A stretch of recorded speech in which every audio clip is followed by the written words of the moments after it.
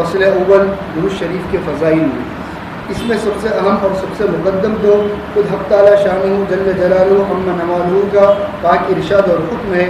چنانچہ قرآن پاک میں ارشاد ہے ان اللہ وملائکتہ یصلون علی النبی یا ایھا الذین آمنوا صلوا علیہ وسلموا تسلیما، بے شک اللہ تعالیٰ اور اس کے فرشتے رحمت بھیجتے ہیں ان پیغمبر صلی اللہ علیہ وسلم پر، اے ایمان والو تم بھی آپ صلی اللہ علیہ وسلم پر رحمت بھیجا کرو اور خوب سلام بھیجا کرو۔ فائدہ، حق تعالیٰ شانہ نے قرآن پاک میں بہت سے احکامات ارشاد فرمائے، نماز، روزہ، حج وغیرہ، اور بہت سے انبیاء کرام کی توصیفیں اور تعریفیں بھی فرمائی، ان کے بہت سے اعزاز و اکرام بھی فرمائے۔ حضرت آدم علیہ نبینا علیہ السلام کو پیدا فرمایا تو فرشتوں کو حکم فرمایا کہ ان کو سجدہ کیا جائے، لیکن کسی حکم یا کسی اعزاز و اکرام میں یہ نہیں فرمایا کہ میں بھی یہ کام کرتا ہوں تم بھی کرو۔ یہ اعزاز صرف سید الکونین فخر دو عالم صلی اللہ علیہ وسلم ہی کے لیے ہے کہ اللہ جل شانہ نے صلاۃ کی نسبت اولاً اپنی طرف، اس کے بعد اپنے پاک فرشتوں کی طرف کرنے کے بعد مسلمانوں کو حکم فرمایا کہ اللہ اور اس کے فرشتے درود بھیجتے ہیں، اے مومنو تم بھی درود بھیجو۔ اس سے بڑھ کر اور کیا فضیلت ہوگی کہ اس عمل میں اللہ اور اس کے فرشتوں کے ساتھ مؤمنین کی شرکت ہے۔ پھر عربی میں حضرات جانتے ہیں کہ آیت شریفہ کو لفظ انا کے ساتھ شروع فرمایا جو نہایت تاکید پر دلالت کرتا ہے، اور صیغہ مضارع کے ساتھ ذکر فرمایا جو استمرار اور دوام پر دلالت کرتا ہے، یعنی یہ قطعی چیز ہے کہ اللہ اور اس کے فرشتے ہمیشہ درود بھیجتے رہتے ہیں نبی پر۔ علامہ سخاوی رحمۃ اللہ علیہ لکھتے ہیں کہ آیت شریفہ مضارع کے صیغے کے ساتھ جو دلالت کرنے والا ہے استمرار اور دوام پر دلالت کرتی ہے، اس بات پر کہ اللہ اور اس کے فرشتے ہمیشہ درود بھیجتے رہتے ہیں نبی کریم صلی اللہ علیہ وسلم پر۔ صاحب روح البیان رحمۃ اللہ علیہ لکھتے ہیں بعض علماء نے لکھا ہے کہ اللہ کے درود بھیجنے کا مطلب حضور اقدس صلی اللہ علیہ وسلم کو مقام محمود تک پہنچانا ہے، اور وہ مقام شفاعت ہے، اور ملائکہ کے درود کا مطلب ان کی دعا کرنا ہے حضور اقدس صلی اللہ علیہ وسلم کی زیادتی مرتبہ کے لیے، اور حضور صلی اللہ علیہ وسلم کی امت کے لیے استغفار، اور مؤمنین کے درود کا مطلب حضور صلی اللہ علیہ وسلم کا اتباع اور حضور اقدس صلی اللہ علیہ وسلم کے ساتھ محبت، اور حضور صلی اللہ علیہ وسلم کے اوصاف جمیلہ کا تذکرہ اور تعریف۔ یہ بھی لکھا ہے کہ یہ اعزاز و اکرام جو اللہ جل شانہ نے حضور صلی اللہ علیہ وسلم کو عطا فرمایا ہے اس اعزاز سے بہت بڑا ہوا ہے جو حضرت آدم علیہ السلام کو فرشتوں سے سجدہ کرا کر عطا فرمایا تھا، اس لیے کہ حضور اقدس صلی اللہ علیہ وسلم کے اس اعزاز و اکرام میں اللہ جل شانہ خود بھی شریک ہے، بخلاف حضرت آدم علیہ السلام کے اعزاز کے وہاں صرف فرشتوں کو حکم فرمایا۔ علماء نے لکھا ہے آیت شریفہ میں حضور صلی اللہ علیہ وسلم کو نبی کے لفظ کے ساتھ تعبیر کیا، محمد کے لفظ سے تعبیر نہیں کیا، جیسا کہ اور انبیاء کو ان کے اسماء کے ساتھ ذکر فرمایا ہے۔ یہ حضور اقدس صلی اللہ علیہ وسلم کی غایت عظمت اور غایت شرافت کی وجہ سے ہے۔ اور ایک جگہ جب حضور صلی اللہ علیہ وسلم کا ذکر حضرت ابراہیم علیہ نبینا و علیہ السلام کے ساتھ آیا تو ان کو تو نام کے ساتھ ذکر کیا، اور آپ صلی اللہ علیہ وسلم کو نبی کے لفظ سے، جیسا کہ ان اول الناس بابراہیم للذین اتبعوہ وہذا النبی میں ہے، اور جہاں کہیں نام لیا گیا ہے وہ خصوصی مصلحت کی وجہ سے لیا گیا ہے۔ علامہ سخاوی رحمۃ اللہ علیہ نے اس مضمون کو تفصیل سے لکھا ہے۔ یہاں ایک بات قابل غور یہ ہے کہ صلاۃ کا لفظ جو آیت شریفہ میں وارد ہوا ہے اور اس کی نسبت اللہ جل شانہ کی طرف اور اس کے فرشتوں کی طرف اور مؤمنین کی طرف کی گئی ہے، وہ ایک مشترک لفظ ہے جو کئی معنی میں مستعمل ہوتا ہے اور کئی مقاصد اس سے حاصل ہوتے ہیں، جیسا کہ صاحب روح البیان کا کلام میں گزر ہو چکا۔ بہت لمبی تفصیل مجھے معلوم ہے۔ بسم اللہ الرحمن الرحیم، الحمد للہ رب العالمین والصلاة والسلام علی سید الانبیاء والمرسلین محمد وآلہ وأصحابہ اجمعین، اما بعد، وقد قال اللہ تعالی فی القرآن المجید والفرقان الحمید اعوذ باللہ من الشیطان الرجیم بسم اللہ الرحمن الرحیم یا ایھا الذین آمنوا ان اللہ وملائکتہ یصلون علی النبی یا ایھا الذین آمنوا صلوا علیہ وسلموا تسلیما صلی اللہ علیہ وآلہ آلہ وصحبہ وبارک وسلم۔ آپ حضرات کو معلوم ہے کہ جمعہ کے دن عصر کی نماز کے بعد ہمارے ہاں درود شریف کی مجلس ہوتی ہے، اور یہ مجلس کی شروعات بھی جمعہ کے دن سے ہی ہونی چاہیے تھی اور ہوتی ہے، لیکن گزشتہ جمعہ کو بھی ایک جگہ نکاح پڑھانا تھا عصر بعد، آج بھی جمعہ کو نکاح تھا، تو کہیں اور زیادہ تاخیر نہ ہو جائے، اس وجہ سے ہم نے ویسے ہی دوسرے دنوں سے شروع کر دیا، اور آج جمعہ آ گئی تو جمعہ سے اس کو شروع کر رہے ہیں۔ حضور اقدس صلی اللہ علیہ وسلم پر درود شریف جتنا زیادہ ہو سکے ہمیں پڑھنا چاہیے، اس لیے کہ حضور اقدس صلی اللہ علیہ وسلم کا جو مقام ہے، حضور اقدس صلی اللہ علیہ وسلم کا جو درجہ ہے، حضور اقدس صلی اللہ علیہ وسلم کی جو پوزیشن ہے، حضور اقدس صلی اللہ علیہ وسلم کی جو ضرورت ہے، وہ اتنی کثیر اور واسع مقدار میں ہے کہ ہر جگہ پر ہمیں حضور اقدس صلی اللہ علیہ وسلم اور حضور اقدس صلی اللہ علیہ وسلم سے نصرت کی ضرورت ہے۔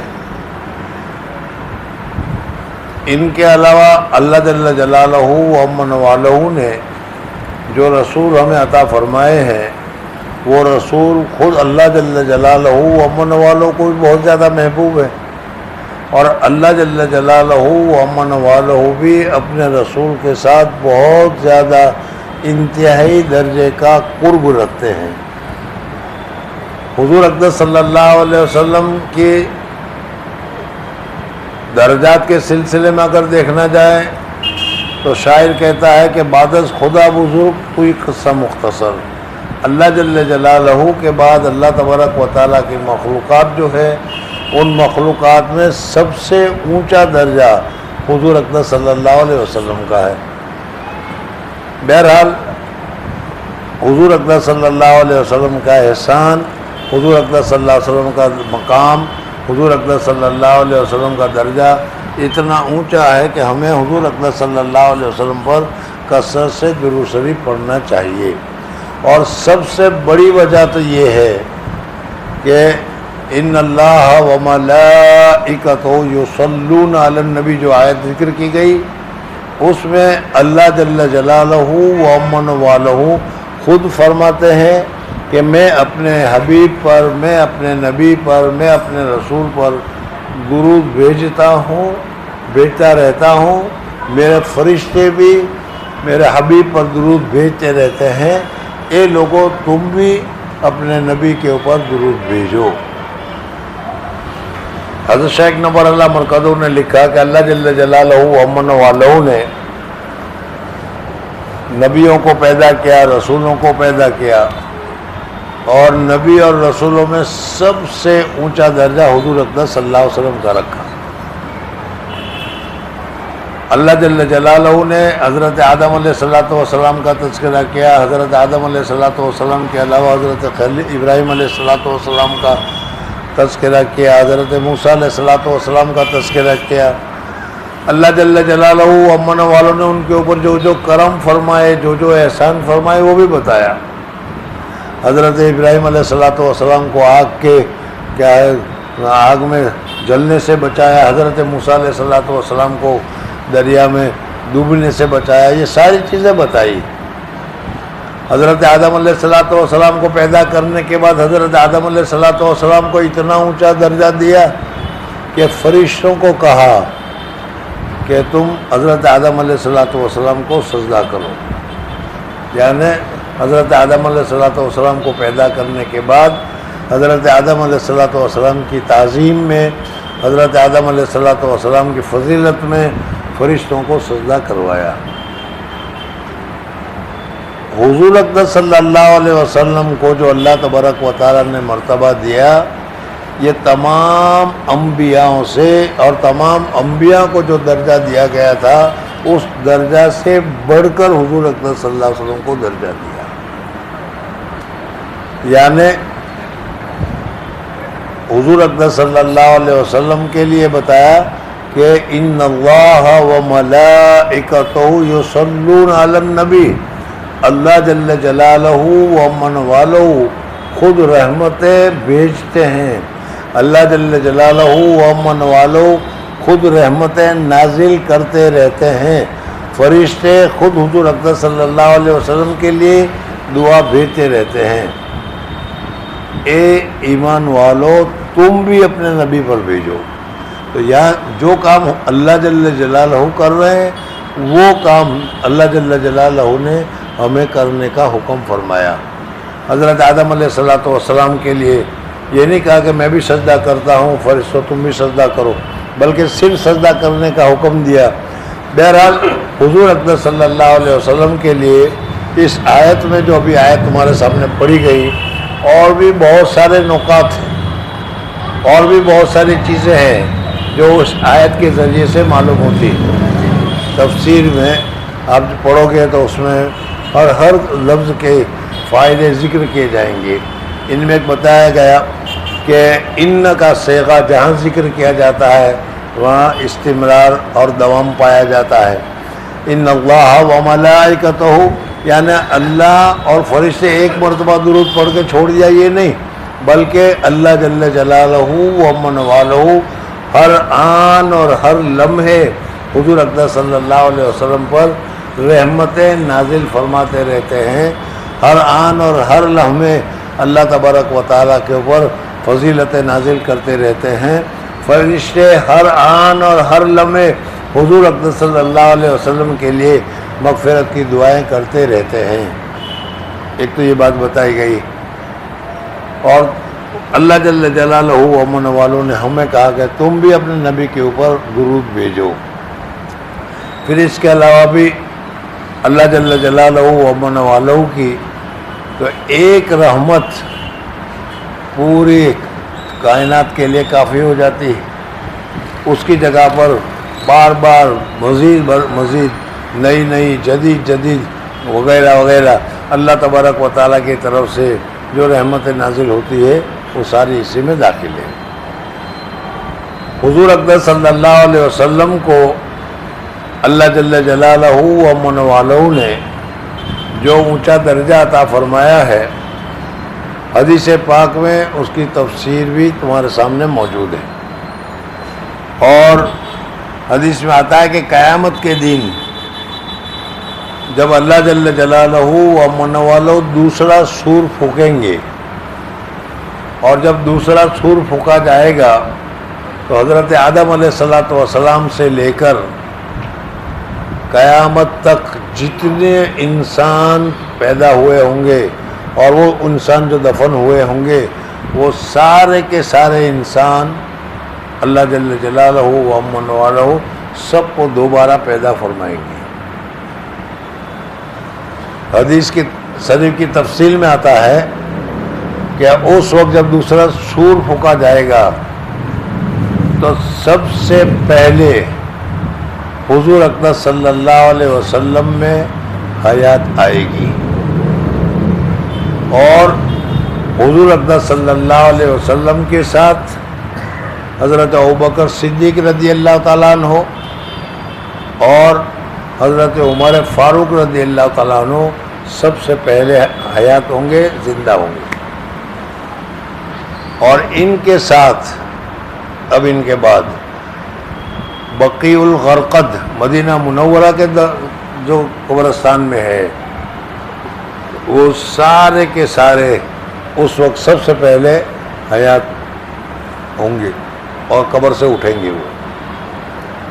پھر حضور اکرم صلی اللہ علیہ وسلم مکہ مکرمہ اور مکہ مکرمہ میں جنت المعلیٰ میں جو حضرات مدفون ہیں وہ سارے کے سارے اٹھیں گے. اور پھر اس کے علاوہ پوری دنیا میں جہاں کہیں بھی جو بھی آدمی مدفون ہوگا، مسلمان ہو غیر مسلم ہو، سب کے سب زمین سے اللہ تبارک و تعالی سب کو زندہ کریں گے. زندہ کرنے کی جو حالات بتائی گئی ہے اس میں بالکل کیا ہے ننگ ڈھڑنگ ہوں گے. اور اللہ جل جلالہ و امن والوں نے یہ جو زمین ہے اس زمین کو دوسری زمین سے تبدیل کر لیا ہوگا. ابھی کہیں اونچائی کہیں نیچائی کہیں کچھ ہوتا ہے، اس وقت سارا کا سارا سیدھا ہوگا. اور روایت میں آتا ہے کہ بالکل سیدھا ہوگا. یہاں آدمی کھڑا ہوا ہوگا، وہ اس کونے پر کھڑے ہوئے آدمی کو بھی دیکھ سکے گا، اس کونے پر کھڑے ہوئے آدمی کی بھی بات سن سکے گا. بہرحال ایک لمبا زمانہ گزرے گا، ایک لمبا زمانہ. کتنا زمانہ گزرتا ہے، کتنے سال گزرتے ہیں، کتنا وقت گزرتا ہے وہ معلوم نہیں. ایک لمبا زمانہ گزرے گا لیکن ابھی حساب کتاب نہیں ہو رہا. زمین تپ رہی ہے، سورج نیچے ہے، اور ہر ایک آدمی پسینے میں اپنے اپنے گناہ کے مطابق جتنا اس کا گناہ ہوگا اسی گناہ میں پسینے میں وہ ڈوبا ہوا ہے، پریشان حال ہوگا. تو لوگوں کی ایک جماعت سوچے گی کہ بھئی اللہ جل جلالہ و امن والوں سے گزارش کرنی چاہیے کہ ہمارا حساب کتاب ہو جائے. جس کو جنت میں جانا ہے وہ جنت میں جائے، جس کو جہنم میں جانا ہے جہنم میں جائے، لیکن حساب کتاب تو ہو جائے. بہت سی مرتبہ ایسی درمیانی حالت ہو جاتی ہے تو آدمی پریشان ہو جاتا ہے. سمجھ میں آیا نہیں؟ کسٹم میں گئے ہیں اور اس صورت میں کیا ہے، مکہ مکرمہ میں ایک کمرے میں سب کو بند کر رکھا ہے اور ابھی کسٹم کا نفاذ نہیں ہو رہا. تو وہ کہتے ہیں کہ بھائی کیا ہو رہا ہے، لوگ پریشان ہیں، کسی کو استنجا کرنا ہے، کسی کو پانی پینا ہے، کسی کو کچھ کرنا ہے، کسی کو کرنا ہے، جلدی سے جلو، جانا ہو تو جانے دو، نہیں جانا تو واپس بھیجو، لیکن یہاں سے نکالو تو صحیح. تو آدمی تھک جاتا ہے. تو اسی طریقے سے ایک لمبی مدت تک حساب کتاب نہیں ہوگا، لوگ پریشان ہوں گے. تو اس وقت میں آپس میں لوگ مشورہ کریں گے کہ اللہ جل جلالہ و امن والوں سے گزارش کرنی چاہیے کہ اللہ جل جلالہ و امن والوں حساب کتاب لے لے. لیکن گزارش کرے کون؟ آپ لوگوں نے قصہ سنا ہوگا کہ بہت سارے چوہاؤں نے بیٹھ کر میٹنگ کی کہ یہ بلی اچانک آ جاتی ہے اور آ کر ہم کو کھا جاتی ہے، تو بلی کے گلے میں گھنٹا باندھ دینا چاہیے تاکہ وہ آئے تو گھنٹا بجے تو ہمیں پتہ چل جائے. لیکن گھنٹا تو لائیں گے لیکن بلی کے گلے میں گھنٹا باندھے گا کون؟ یہاں یہ سوچ میں پڑ گئے کہ حضور اقدس اللہ جل جلالہ و امن والوں سے گزارش کرنی ہے لیکن کس کو ذریعے کروائیں. انہوں نے سوچا کہ حضرت آدم علیہ السلام کے ذریعے سے کرواؤ. یہ سب سے بڑی بات ہے کہ حضرت آدم علیہ السلام کو اللہ جل جلالہ و امن والوں نے اپنے قدرت کاملہ سے اپنے ہاتھ سے بنایا. مٹی گوندی، مٹی کو تیار کیا، مٹی لائی گئی اور مٹی سے حضرت آدم علیہ السلام کی پوری باڈی بنائی گئی. پھر حضرت آدم علیہ السلام کو باڈی کو رکھا گیا. پھر اس کے بعد جب اس میں روح پھونکی گئی اور روح پھونکنے کے بعد حضرت آدم علیہ السلام کو فرشتوں سے سجدہ بھی کروایا گیا. تو حضرت آدم علیہ السلام کا درجہ بہت زیادہ اونچا ہے. حضرت آدم علیہ السلام بہت زیادہ محبوب ہے. حضرت آدم علیہ السلام بہت زیادہ چہیتے ہیں. اس لیے حضرت آدم علیہ السلام ہی سے ہم گزارش کرتے ہیں. اور یہ سوچ کر جو جماعت تھی وہ جماعت حضرت آدم علیہ السلام کے پاس گئی اور حضرت آدم علیہ السلام کو کہا کہ آدم آپ دیکھ رہے ہیں حساب کتاب کے لیے سارے کے سارے جمع ہو رہے ہیں لیکن ابھی حساب کتاب نہیں ہو رہا، لوگ پریشان ہیں. آپ اللہ جل جلالہ و امن والوں سے گزارش کیجئے کہ حساب کتاب شروع ہو جائے. حضرت آدم علیہ السلام نے کہا کہ اللہ جل جلالہ و امن والہ آج اتنے جلال میں ہے، اتنے جلال میں آج سے پہلے کبھی نہیں ہوئے. جلال کے سلسلے میں یہ بتا دوں کہ جب سور پھونکا جائے گا اور یہ سب کچھ توڑ دیا جائے گا، سب متکبرین کا تکبر ختم ہو جائے گا، سب کیا ہے شیاطین کی ساری شیطانیت اکڑ پھونک سب ختم ہو جائے گی۔ تو اللہ جل جلالہ و امن والو فرمائیں گے لمن الملک اليوم۔ آج تک تو کہہ رہے تھے کہ میرا ملک میرا ملک میرا ملک، میری جگہ، میرا دیش، میری چیز، لمن الملک اليوم، اور اب کوئی جواب دینے والا نہیں ہوگا تو اللہ جل جلالہ خود ہی فرمائیں گے للہ الواحد القہار، ایک واحد اور ایک قہار اللہ تبارک و تعالیٰ کا آج پوری کائنات کے اوپر تسلط ہے، قبضہ ہے، اثر ہے، کسی کا کچھ نہیں چلتا۔ تو حضرت آدم علیہ الصلوۃ والسلام کہیں گے کہ اللہ جل جلالہ آج بہت زیادہ جلال میں ہے،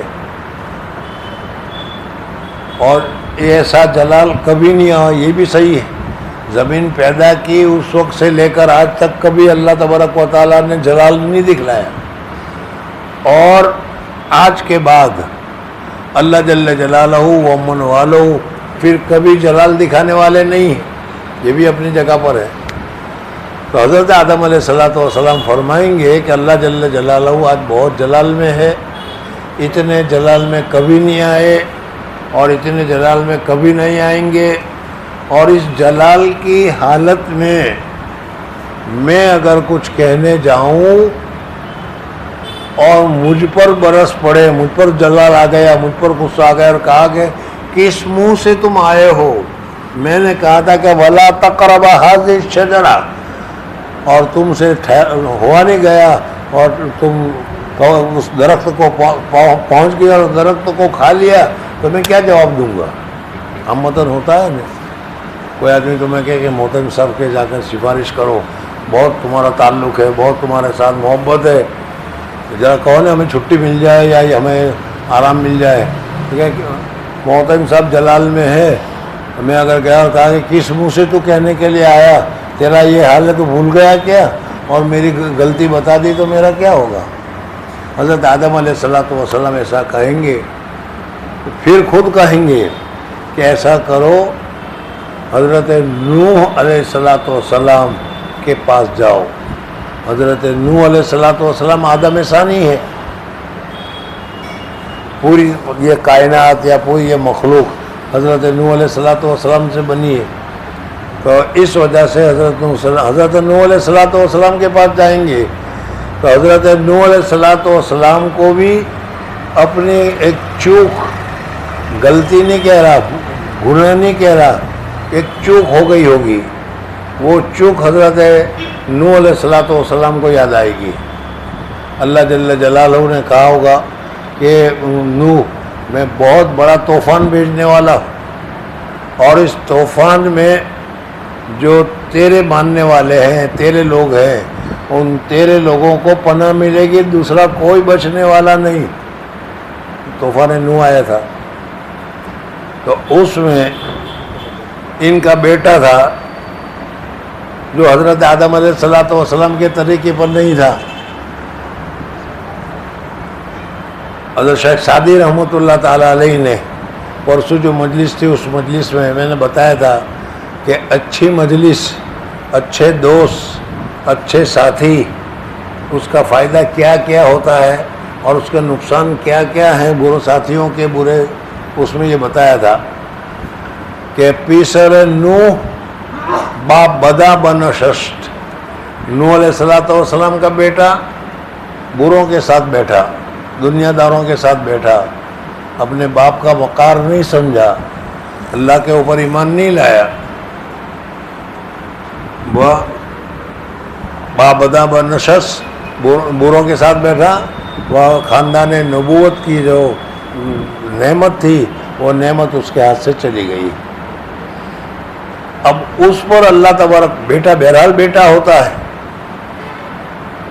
حضرت نوح علیہ الصلوۃ والسلام نے اللہ تعالیٰ سے کہا کہ یا اللہ، آپ نے فرمایا تھا کہ تیرے لوگوں کو میں پناہ دوں گا اور میرا بیٹا میرے لوگوں میں داخل ہے، آپ تو اللہ تعالیٰ نے فرمایا کہ تمہارا بیٹا لیس لہ عمل صالح، ان کے عمل صالح نہیں، وہ نیک ہے، نبی کا بیٹا نسب سے نہیں چلتا، عمل سے چلتا ہے.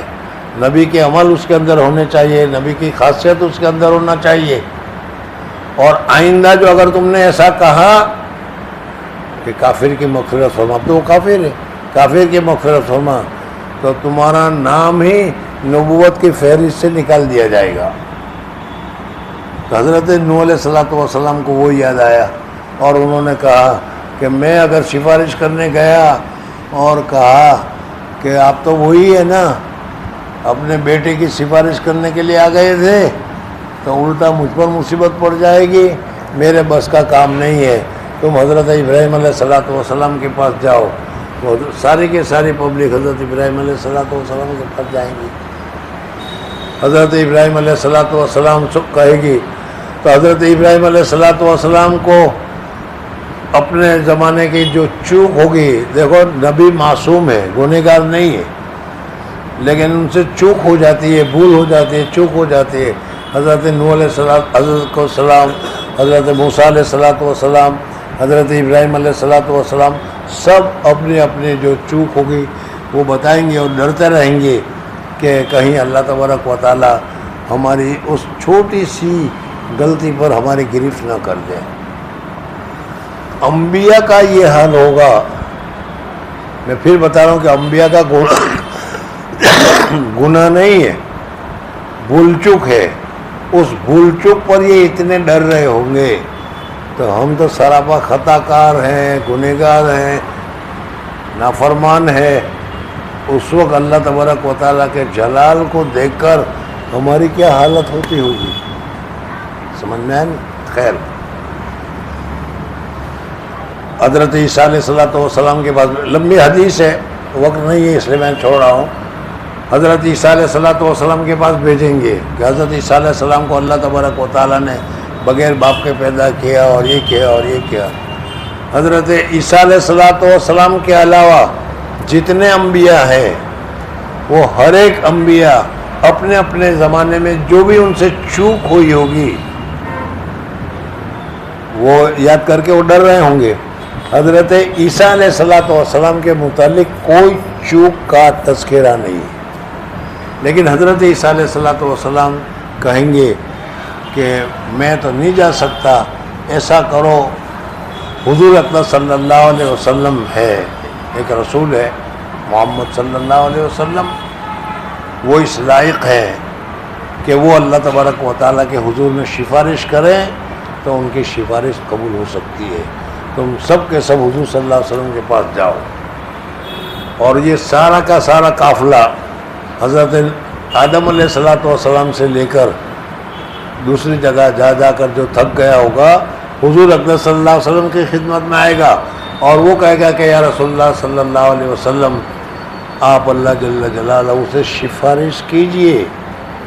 حضور اکرم صلی اللہ علیہ وسلم اسی وقت فوراً کہیں گے کہ ہاں ضرور، میں اللہ تبارک و تعالیٰ کے سامنے سفارش کرتا ہوں، اللہ تبارک و تعالیٰ کے سامنے درخواست رکھتا ہوں. اور یہ کہہ کر حضور اکرم صلی اللہ علیہ وسلم سجدے میں گر جائیں گے. اس سجدے میں کیا تسبیح ہوگی، کیا تسبیح پڑھیں گے، وہ حضور صلی اللہ علیہ وسلم فرماتے ہیں کہ اسی وقت اللہ تعالیٰ میرے دل میں القاء کرے گا. اور کئی دنوں تک، کئی وقتوں تک، کتنی دیر تک حضور اکرم صلی اللہ علیہ وسلم اللہ تبارک و تعالیٰ کے سامنے سجدے میں ہوں گے. اور اس سجدے کی اور اس تسبیحات کے پڑھنے کی وجہ سے اللہ تبارک و تعالیٰ کا جو جلال ہوگا وہ جلال کم ہوگا. کم ہوتے ہوتے جب ختم ہوگا تو اس وقت اللہ جل جلالہ وہ امن والو حضور اکرم صلی اللہ علیہ وسلم سے فرمائیں گے سل تقطع، مانگو دیا جائے گا. اب اس وقت حضور صلی اللہ علیہ وسلم فرمائیں گے کہ یا رسول اللہ، ساری مخلوق پریشان حال ہے، ان کا حساب کتاب شروع ہو جائے. چنانچہ ان کا حساب کتاب شروع ہو جائے گا. حدیث لمبی ہے، جتنا ابھی تمہاری ضرورت تھا اتنا میں نے ابھی کہہ دیا آپ کو. بزرگوں اور دوستوں، آج موجودہ زمانے میں کیا حالات چل رہے ہیں وہ آپ حضرات جانتے ہیں. کسی جگہ پر حضور اکرم صلی اللہ علیہ وسلم کی توہین، یہ نہیں کہ حضور صلی اللہ علیہ وسلم کی توہین نہیں ہوئی، حضور اقدس صلی اللہ علیہ وسلم کے زمانے میں بھی حضور صلی اللہ علیہ وسلم کو برا بھلا کہنے والے موجود تھے، آپ حضرت تاریخ میں جانتے ہیں، اور ان کے بعد بھی، لیکن اس زمانے میں حضور اقدس صلی اللہ علیہ وسلم کے ساتھ تعلق تھا، محبت تھا، اور سچی محبت تھی۔ آج میں اور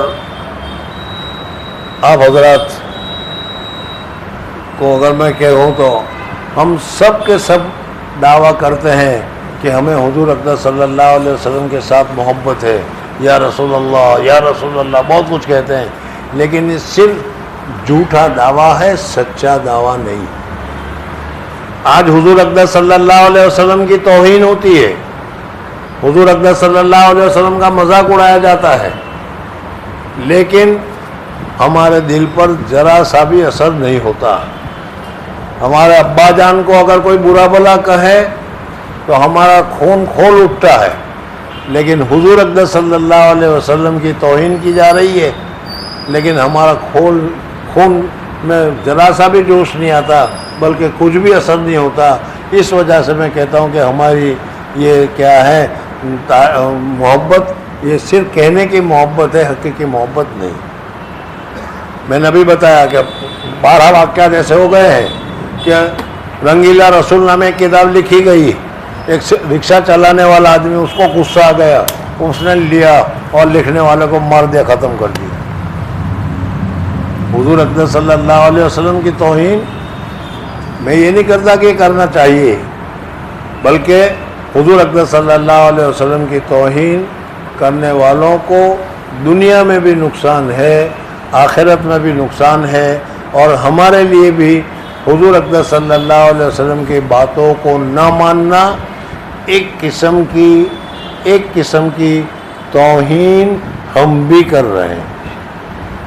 میں تمہیں کوئی بات کہوں اور تم نہ مانو تو میں اس کو اپنی توہین سمجھتا ہوں کہ نہیں؟ تو اسی طریقے سے حضور اقدس صلی اللہ علیہ وسلم کی سنتوں کو نہ ماننا وغیرہ وغیرہ یہ چیزیں ہیں۔ بہرحال خلاصہ یہ ہے کہ حضور اقدس صلی اللہ علیہ وسلم، اللہ جل جلالہ و امن والہ نے ہمیں بہت بڑے رسول عطا فرمائے ہیں، اور حضور اقدس صلی اللہ علیہ وسلم کی وجہ سے حضور اقدس صلی اللہ علیہ وسلم نے جانوں پر خطرہ لے کر جو اسلام پہنچایا وہ آج ہمارے تک پہنچا ہے، جس کی وجہ سے ہم اللہ کے سامنے سجدہ کر رہے ہیں، ورنہ تو پتہ نہیں کون سے گرو گھنٹال کے پیچھے ہم بھی دوڑتے ہوتے اور کہاں گھوم پھرے ہوتے۔ ہدایت ہمیں حضور صلی اللہ علیہ وسلم سے ملی ہے، اور اللہ تبارک و تعالیٰ اس کو باقی بھی رکھے۔ خلاصہ یہ ہے کہ جمعہ کا دن یہ سب سے بڑا دن ہے، سارے دنوں کا سردار ہے، اور حضور اقدس صلی اللہ علیہ وسلم سارے رسولوں کے سردار ہے۔ اس وجہ سے رسولوں کے سردار پر درود شریف کا زیادہ سے زیادہ حضور اقدس صلی اللہ علیہ وسلم کو درود پڑھتے رہنا چاہیے، اور زیادہ سے زیادہ مقدار میں درود پڑھتے رہنا چاہیے، اور اس کے ساتھ ساتھ حضور اقدس صلی اللہ علیہ وسلم کی کامل اتباع کی کوشش کرنی چاہیے، سنتوں کی ادائیگی کرنی چاہیے۔